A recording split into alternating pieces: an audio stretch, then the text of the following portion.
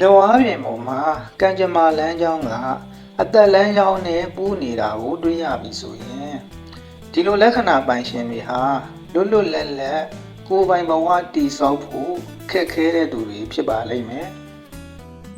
မင်္ဂလာပါနက်ဖက်အိမ်မှာအားလုံးကိုကြိုဆိုပါရစေ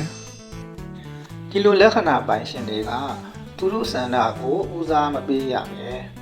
အများအတွက်ပေးဆက်နေရတဲ့ဘဝမျိုးကိုရောက်တက်ပါတယ်။ဘာကြောင့်လဲဆိုတော့ဆွေမျိုးသွေးသားတွေလူကြီးမိဘတွေရဲ့အုပ်ထိန်းမှုစကားနားထောင်ရမှုတွေကများနေတတ်ပါတယ်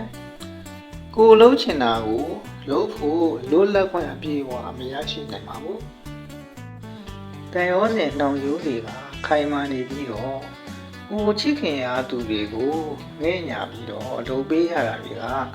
ကိုယ်အလုပ်ထက်ပိုများနေတတ်ပါတယ်။နောက်ဆုံးမှာတော့ကိုယ့်ရဲ့ရည်မှန်းချက်ကိုယ့်ရဲ့အိမ်မက်တွေဟာ